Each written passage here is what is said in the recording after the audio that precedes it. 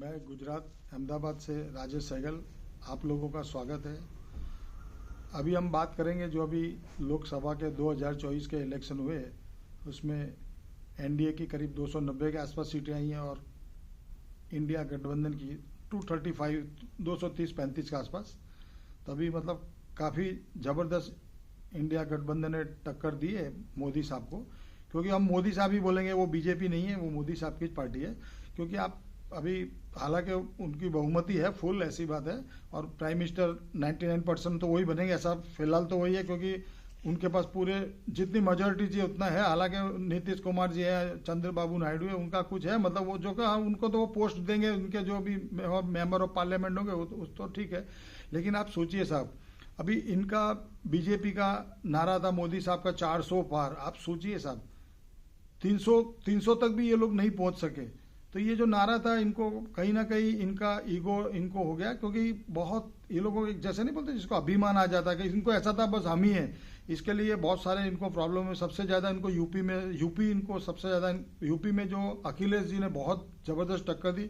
वहाँ 2 इंजन की सरकार, वो योगी राज जी का वहाँ चला नहीं, क्योंकि वहाँ पे सबसे बड़ा जो था, जो इन्होंने मंदिर बनाने में आज इन्होंने इतना सब किया कि भाई जब मंदिर का उद्घाटन बहुत फटाफट किया, क्योंकि इनको था कि भाई इलेक्शन आ रहा है, उसके पहले हम मंदिर में, जिससे कि लोगों को मतलब सिंपैथी लेने के लिए तो उन्होंने किया। कहते दिवाली मनाई फटाखे, हालांकि यूपी वालों ने उनका दिवाली की जगह उनका दिवाला ही निकाल दिया, क्योंकि आज अखिलेश जी को और कांग्रेस को काफ़ी बहुमत है। क्योंकि ऐसा कहा जाता है कि यूपी जिसके पास होता है प्राइम मिनिस्टर उसी का ही बनता है, क्योंकि यूपी में जिस तरह से अखिलेश जी और राहुल गांधी की जो आज इनको जो बढ़त मिली है, बहुत अच्छी बढ़त है। हालांकि पूरे आफ्टर ऑल देखने जाओ तो बीजेपी का परफॉर्मेंस अच्छा है, ऐसी बात नहीं है, लेकिन ये जो मतलब इनको था भी हम 400 करेंगे, वो कहीं ना कहीं इनका ईगो इनका हट, क्योंकि एक तरह का इनको हो गया था कि भाई हमारे सिवा कोई है ही नहीं। और ये नहीं होना भी बहुत अच्छी बात है, क्योंकि कोई भी अपक्ष होना बहुत जरूरी है किसी भी पार्टी के, चाहे कांग्रेस हो भी, क्योंकि अगर विरोध पक्ष नहीं होगा, कोई इनका विरोध नहीं करेगा तो मनमानी करेगा। अभी आप जैसे देख रहे हैं कि आज जितने भी जो भी करप्टेड लोग थे, जो भी थे, इन्होंने बीजेपी ने अपने अंदर मिला के सबको जो क्लीन करके सबको अपने में रख लिया। आज आप सोचिए महाराष्ट्र में भी कितना उलटफेर हो गया। वो सिंधे जी, वो उनकी क्या हालत होगी आप सोचिए। वहां पे उद्धव जी है, कांग्रेस है, शरद पवार जी, उन्होंने बहुत अच्छा परफॉर्मेंस दिया, क्योंकि वहां पे क्या एक तरह का वो गठबंधन मतलब बहुत बोलते हैं झूठ इकट्ठी कर दी थी इन्होंने। सबको अपने जो करप्टेड लोग ही ऐसे देखने जाओ, क्योंकि पॉलिटिक्स में तो ज्यादातर करप्टेड ही है। इन्होंने सब इतना गलत सब करके महाराष्ट्र में शिंदे को बना दिया सीएम, और वो जो फडणवीस था जो सीएम होने के बावजूद वो डेप्यूटी सीएम बना। बहुत सोचने वाली बात है। हालांकि मैं तो इसका बहुत आज आपकी जो पोस्ट है उसमें आपको नीचे आना ही नहीं चाहिए, आगे बढ़ना चाहिए। क्या ठीक है, जो उनकी इन्होंने इनको ऐसा था कि भी जिस तरह महाराष्ट्र, क्योंकि महाराष्ट्र ही सबसे पूरे इंडिया में सबसे ज्यादा पैसे का हब गिना जाए जो भी है, तो इनको ऐसा था कि महाराष्ट्र हमारे पास होगा तो हम सब कुछ करेंगे। हालांकि महाराष्ट्र में तो ये लोग बिल्कुल उल्टे पड़ गए। और अभी आप सोचिए साहब, तो महाराष्ट्र में जो हुआ, आप यानी इसका मतलब शिवसेना जो ओरिजिनल जो उद्धव साहब की, अब ये सिंधे साहब बोलते हैं हमारी ओरिजिनल है, वो तो लोगों ने उसका जवाब दे दिया, इसमें तो कोई कहने की जरूरत ही नहीं है। तो इतना मतलब गंदी राजनीति होने के बावजूद भी आज अभी एट प्रेजेंट अभी क्या है, आजकल जो है लोग बहुत जागरूक हो गए, ये बात तो पक्की हो गई। उसमें यूपी के लोग तो आप सोचिए साहब कितने मतलब किस तरह का उन्होंने यूपी में परफॉर्म दिया। सब जो भी वहां पे खड़े हुए, आप सोचिए साहब उत्तर प्रदेश के अंदर 2 इंजन की सरकार बिल्कुल फैल रही।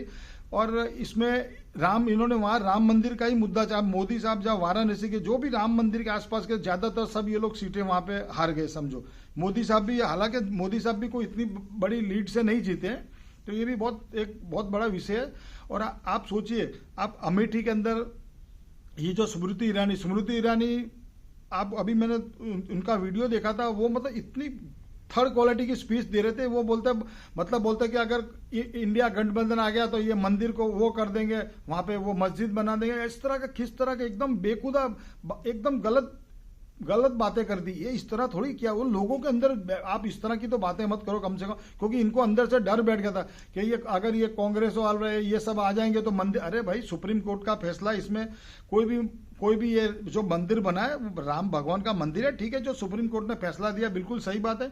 तो इसमें अब ये कोई आके कोई इसको पलट देंगे, वो मतलब ये इस तरह की एकदम गलत बात है। मुझे याद है पहले सुषमा स्वराज थी। सुषमा स्वराज जी जब मनमोहन सिंह प्राइम मिनिस्टर बने थे उस टाइम भी सुषमा स्वराज ने जब बोला था भाई ये सोनिया गांधी इटाली की है, फॉरेन की महिला, अगर ये प्राइम मिनिस्टर बनेगी तो मैं बाल कटवा दूंगी। आप सोचिए साहब कितनी, मतलब उस टाइम भी इस तरह की हरकत। अभी सेम ऐसा ही स्मृति ईरानी वहां जा जाके अपने अमेठी के अंदर ये होगा तो ये होगा। अरे भाई तुम अपना देखो, आज तुमने बोला था हम ये देंगे 400 रुपए का जो सिलेंडर, आज आप 1000 रुपए के ऊपर सिलेंडर। आपने क्या किया? कुछ नहीं किया।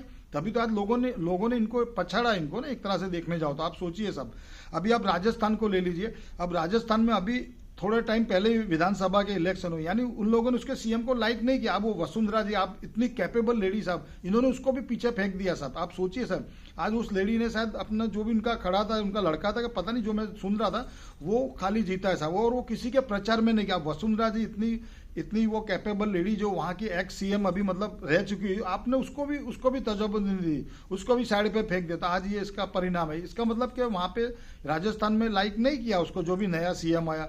हाँ, ये बात जरूर है कि भाई मध्य प्रदेश में बिल्कुल कहना पड़ेगा, एक भी सीट इन्होंने किसी को नहीं आई, वो बहुत अच्छी बात है। तो मतलब ये कहीं ना कहीं अभी जैसे शिवराज सिंह थे, शिवराज सिंह भी वो सीएम ही थे साहब, क्योंकि उनका कद बढ़ रहा था।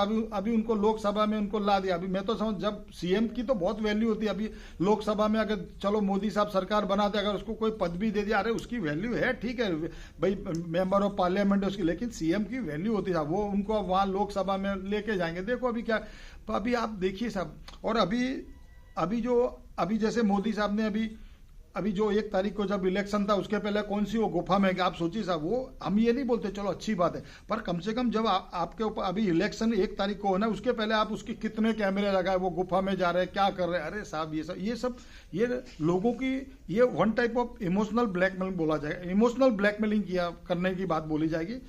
आपने देख लिया उसका क्या हाल हुआ। तो इस तरह नहीं होना चाहिए। ठीक है, आप इलेक्शन हो गया भाई, आप रिलैक्स होना चाहते हैं, आप जाओ फॉरेन जाओ, इंडिया में भी बहुत जगह आप घूमो, कोई बात नहीं, इसमें कोई आपको लेकिन अभी आप 1 तारीख को वोटिंग है, उसके पहले 2 दिन पहले आप उसमें वहां गुफा में जा रहे हैं, और ये सब उसमें इतने सारे कैमरे लगा, और आप मीडिया में तो आप मालूम है, मीडिया में मोदी साहब के सिवा कुछ दिखाई नहीं पड़ता, क्योंकि मीडिया वाले सिर्फ अभी आप सोचिए, आज जितने लोगों ने सर्वे किया, सब ने बोला 400, 350, 400 के ऊपर आएगी। मैं तो बोलता हूँ ये इलेक्शन के पहले ये जो जिस तरह का जो सर्वे वगैरह होना ही नहीं चाहिए। ठीक है, सर्वे करो, लेकिन ये लोग जो पूरे एग्जिट पोल होना ही नहीं चाहिए, मेरा ऐसा मानना है, क्योंकि एग्जिट पोल के एक भ्रमित करता है साहब। किसी का भी, सबका एग्जिट पोल एकदम गलत पड़ा, इतनी सीट आएंगी, किसी का भी नहीं है, सबको 40 के 400 के पार आएंगे, वो सब नीचे का नीचे धरा रहेगा। ठीक है, हम अभी देखो, अभी कल परसों जब ये है कि भाई 9 तारीख को ये लोग सरकार बनाएंगे, अभी जो सरकार बनेगी है तो बहुत बनेगी तो मोदी साहब की, लेकिन थोड़ा सा डिस्टर्ब रहेंगे ये लोग, क्योंकि मुझे नहीं लगता अभी ये सरकार बनने के बाद भी, क्योंकि आज इन्होंने 10 साल में तो कुछ किया नहीं। अभी लोगों को आप सोचिए, इन्होंने किसी भी जगह जाके ये नहीं बोला कि हमने विकास किया, इतनी नौकरी, बस फॉरेन में हमने ये किया। अरे भाई फॉरेन से उसको क्या लेना देना। अभी आप सोचिए, आपने इतनी नौकरियां दी, क्या दी, आप महंगाई देखिए साहब, जो 400 का बोतल था वो 1000 रुपए के ऊपर हो गया, पेट्रोल का भाव, ये जो खाद तेल का भाव है, जो अनाज वगैरह का। अभी आप सोचिए, जैसे दूध बनाने वाली कंपनी है, वो भी कितने चालाक है सर, जब उनको पता लग गया इलेक्शन होगा, फिर तुरंत दूध का भाव, इसके पहले भी ऐसा ही हुआ था, वो उसी टाइम दूध का भाव बढ़ाते। अरे भाई इनके ऊपर कंट्रोल होना चाहिए सर, उनकी जब मन में वो भाव बढ़ा देते। अभी देखो, अभी मैं नहीं मानता कि स्टेबल गवर्नमेंट चलेगी, ऐसा मेरा मानना है, क्योंकि सामने अपक्ष भी मजबूत है। आप देखो, मोदी साहब ही सरकार बनाएंगे, लेकिन अब इनको जो जिस तरह से ये डिसीजन लेते हैं, सबको इसको ईडी बीडी से, हाँ इतना जरूर है कि इन्होंने दिल्ली में केजरीवाल जी का जादू काम नहीं किया। उसमें तो पूरी बीजेपी ने साथों वहां पे स्वीप की, बिल्कुल सही बात है। हालांकि हरियाणा में 50-50 है, और पंजाब में भी कांग्रेस और ये जो आम आदमी का अच्छा रहा। लेकिन अभी जो भी है सिचुएशन, लेकिन हाँ इतना जरूर है कि हम इतना बोलेंगे कि अपक्ष तो होना ही चाहिए, विरोध पक्ष होना चाहिए साहब। कोई भी देश हो उसमें विरोध पक्ष होना चाहिए। ये डिक्टेटरशिप अगर वन मैन शो हो जाएगा साहब, अभी मोदी साहब का वन मैन, अभी आप सोचिए, आप आज इलेक्शन कितने टाइम तक चला साहब, ऐसा इतना नहीं होना चाहिए। इन्होंने खींचा क्यों साहब? क्योंकि इलेक्शन कमीशन को मतलब बोल जाएगा आराम से कराओ, क्योंकि एक बंदा कहां तक पहुंचेगा सर। आज कभी वो बंगाल में रैली कर रहे, कभी आप बंगाल में देखिए साहब, ममता बनर्जी ने सबसे अच्छी फाइट ममता बनर्जी की साहब, ममता जी की फाइट, दीदी की फाइट सबसे टॉप फाइट है, और एकदम सिंपल पॉलिटिशियन। आप देखा उन्होंने कभी कितने सिंपल रहते हैं साहब, कोई भी तरह का उनका वो नहीं है। आप सोचिए साहब, ममता जी ने तो सबसे टक्कर दी तो ममता ने दी है, ममता जी की सबसे बढ़िया टक्कर है। बाकी उसमें जब ये राहुल जी ने आज इतनी सब रैलियां की, राहुल जी को तुमने बोला ये है वो है, अभी आप सोचिए साहब, हाँ इनको भले ये लोगों ने 400 पार का नारा लगा, अंदर से तो उनको डर था ही कि भाई ये 300 तक भी नहीं पहुंचेंगे, फिर भी नियामत है कि भाई 290 के आसपास, चलो गठबंधन है जो भी है, हम तो यही चाहेंगे जो भी सरकार आए अभी एटलीस्ट कम से कम आपने देश में कितना कर्जा कर दिया, चलो उसको सब जाने दो, लेकिन थोड़ा महंगाई पे आप ध्यान रखो, छोटे आदमियों का ध्यान रखो। अभी तक आपने बड़े लोगों को ही का ही ध्यान रखा है, छोटा आदमी तो मर गया साहब, अब अभी उनके लिए जीना मुश्किल पड़ गया साहब। हर जगह देखो कितनी महंगाई बढ़ती जा रही, कम से कम महंगाई पर इनको कोई भी सरकार हो, ठीक है अभी मोदी साहब ने बोला भाई 10 साल तक आपने किया नहीं, अभी देखो अभी इनको थोड़ा झटका लगा है, तो हो सकता है आने वाले 5 साल में अगर ये रहते हैं तो कुछ अच्छा लोगों के लिए, अच्छा तो क्या मतलब थोड़ा महंगाई पर कंट्रोल होना चाहिए, बाकी कुछ नहीं, बाकी ये सब ठीक है। अभी उसको शराब घोटाले में डाला, ये अभी ये सब इसमें से सब अभी बाहर आना चाहिए। देश की राजनीति इसमें बहुत खराब, फॉरेन में हमारी बहुत खराब असर पड़ती है। अभी आप सोचिए साहब, अभी हमारे 2 सीएमओ को अंदर डाला, फिर बोले इनका ये है वो है, अरे सब ये सब इसी में लगे हुए सब, ईडी वीडी सीबीआई, अभी ये इनमें सब ये जो ठीक करेंगे तो उद्धव ठाकरे जी है और राउत जी है जो महाराष्ट्र के, वो सब इनको ठीक करेंगे, वो बात पक्की है, क्योंकि वो तो इंतजार ही कर रहे थे। और हम तो यही चाहते हैं जिसकी भी सरकार बने कम से कम इस महंगाई पर, हर आदमी को, सबको महंगाई की प्रॉब्लम है साहब। हाँ ठीक है, जो बहुत पैसे वाले बहुत बड़ी बड़ी पोस्टों पे बैठे या गवर्नमेंट के बहुत बड़े बड़े साहब, उनको कोई प्रॉब्लम नहीं, लेकिन हम यही चाहेंगे जो भी गवर्नमेंट बने स्टेबल। और मैं तो ऐसा मानता हूँ मोदी जी अब थोड़ा फूक फूक के चलना चाहिए उनको, क्योंकि बहुत हो गया साहब, बहुत कर लिया। अभी जैसे यूपी में तो इन्होंने दिवाली करके इन्होंने अपना दिवाला निकाल लिया, पूरा सत्यानाश कर दिया। और जो भी है ठीक है, नमस्कार, जय हिंद।